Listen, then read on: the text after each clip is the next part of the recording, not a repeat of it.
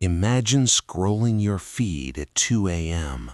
A headline stops your heart. 5 tons of ancient gold found in Peru. You click, but the screen goes white. Error 404, page removed. Within an hour, the leak is scrubbed from the internet. No CNN, no National Geographic, just total silence. In late 2023, rumors of a massive military-guarded artifact haul began to leak from the Amazon. The official story? Nothing happened. But when 5 tons of history vanish into thin air, you have to ask, are they protecting the past or just keeping the gold for themselves? To understand why a 5-ton discovery would be silenced today, we have to realize that Eldorado was never a city. It was a man. Deep in the Andes, the Muisca people performed a ritual that would drive the world insane. They covered their king in resin and pure gold dust until he became a living statue. He was the Gilded One. He would sail to the center of Lake Guatavita and dive into the freezing water, offering his golden skin to the gods. When the Spanish heard this, their greed transformed a man into a city of gold, hidden in the green hell of the Amazon. They were so obsessed they forced thousands to drain the lake, leading to a catastrophic collapse that buried hundreds of workers alive. They found enough trinkets to prove the gold was real, but not the city. Decades later, a solid gold raft was found in a cave, proving the ritual actually happened. The gold is real, the ritual is real, but the city was a ghost the conquistadors chased to their graves. While the Muisca washed gold into lakes, the Inca Empire lived in it. This wasn't a myth, it was an industrial reality. Their temples weren't just decorated, they were literally skinned in sheets of solid gold. When the Spanish captured the Emperor Atahualpa, he offered a ransom that sounds like a Marvel movie plot. He promised to fill a room with gold and 2 more with silver just to stay alive. The Spanish watched in awe as the wealth of an empire poured in, only to betray and execute him anyway. But the story doesn't end with his death. When General Rumiñahui heard his king was murdered, he didn't surrender. He vanished. Legend says he diverted a massive caravan carrying hundreds of tons of treasure into the Llanganates mountains. Imagine a line of porters weighted down by golden statues, leaving secret marks on the jagged cliffs before dissolving into the mist. They walked into the clouds and never came out. That treasure is still there, waiting. The mist of the Llanganates mountains doesn't just hide trees, it hides 750 tons of redirected Inca gold. After Rumiñahui vanished, the mountains became a graveyard for anyone bold enough to follow. This isn't just folklore, it's a trail of broken men. Take Father Longo, who sent word he'd found the hoard, only to vanish into the green abyss. Or Atanasio Guzman, a miner who mapped the treasure's location, then blinked out of existence before he could share it.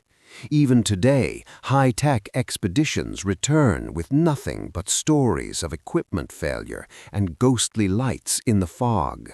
Locals say the mountain itself is alive, guarding the ransom that arrived too late. Every broken leg and lost camp is a warning from the spirits of the Inca sentinels. The treasure is real, but in the Llanganates, the price of discovery has always been blood. If the gold of the Llanganates is protected by blood, the treasures of Paititi are protected by the jungle itself. Deep between Peru and Bolivia lies the lost city that makes Eldorado look like a campfire story. As the empire fell, the Inca didn't just hide gold, they moved their entire civilization east of the Andes. To them, gold wasn't money, it was captured sunlight, a sacred substance. Today, LiDAR scanners tease us with geometric shapes beneath the canopy, fueling the debate: is Paititi a single fortress or a sprawling network of ghost cities?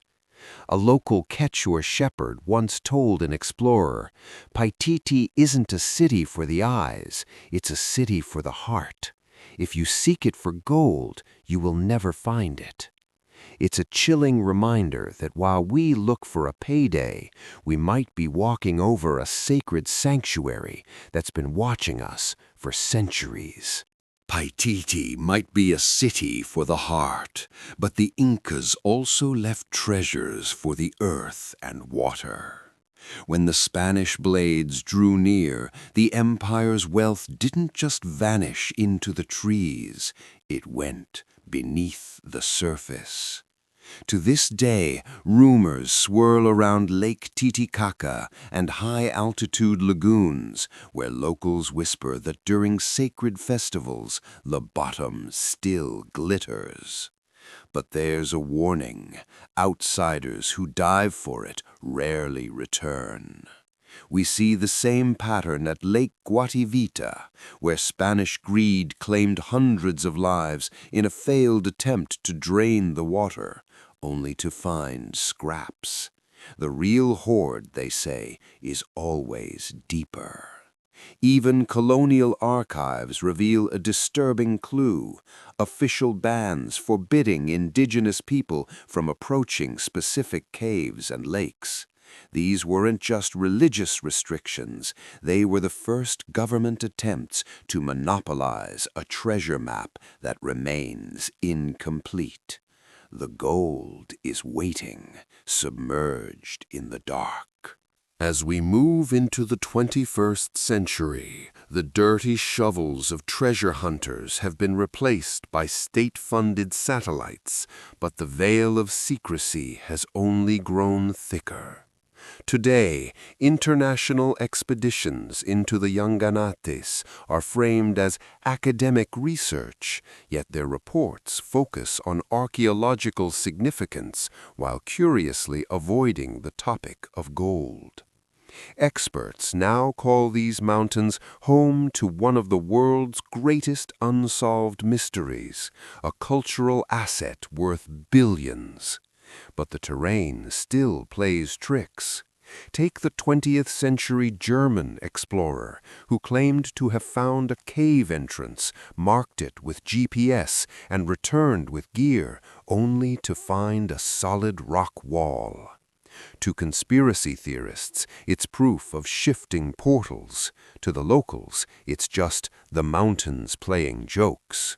Whether it's moving mountains or bureaucratic red tape, the message is clear: the closer we get to the truth, the faster the entrance disappears. This brings us back to the glitch in the system. In late 2023, the whispers turned into a digital firestorm. An anonymous post, purportedly from an expedition member, claimed that a joint task force discovered a hidden vault in the Peruvian interior. The haul: 5 tons of golden artifacts. The whistleblower described a scene out of a thriller: unmarked helicopters, satellite scrambling tech, and soldiers seizing every camera and hard drive. Officially, this discovery doesn't exist. No university, no major news agency, and no government database will confirm it. It has been scrubbed. But here's the reality check: black market seizures happen all the time. Governments frequently intercept massive shipments of illegal antiquities, spiriting them away to classified warehouses before the public hears a word. Whether it was a rogue state operation or a massive raid on smugglers, 5 tons of history was pulled from the mud, and then it was pulled from your screen. Why do we instinctively believe the 404 error is a cover-up? It's because the phrase, "the authorities are hiding the entrance," has become the ultimate psychological safety net. In an era of deep-seated distrust toward corporations and states, secrecy feels more like evidence than an absence of proof. To many, if it wasn't real, they wouldn't bother deleting it. But here's the twist. Sometimes the secrecy is the only thing that's real. Governments actually do redact coordinates of new archaeological sites to protect them from looters. In Latin America, certain high-potential gold zones are treated like classified military sectors, not because of ancient curses, but because they intersect with organized crime and illegal mining.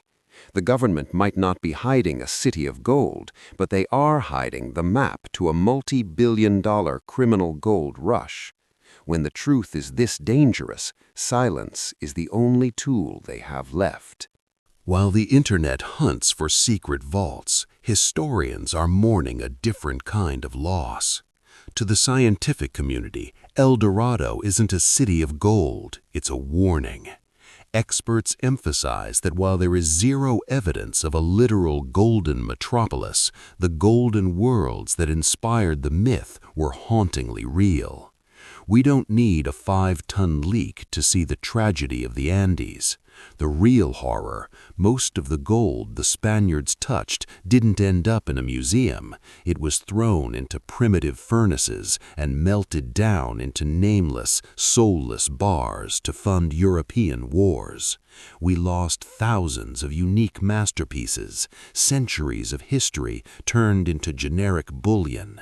As one researcher put it, Eldorado as a city likely never existed, but the rituals and the golden reality that birthed the legend were more spectacular than any fiction. We are chasing ghosts while the real treasures were melted away 5 centuries ago. Maybe the Error 404 isn't hiding a secret vault, but a mirror. We spend our lives chasing rumors of 5-ton leaks because we want the world to be more mysterious than it feels. But the real Eldorado has already been found. It's not behind a steel door guarded by the military. It's sitting in plain sight within the museums and digital archives we often ignore. Imagine standing in a quiet mountain gallery. In front of you is a small golden idol, a survivor of empires, conquests, and smugglers.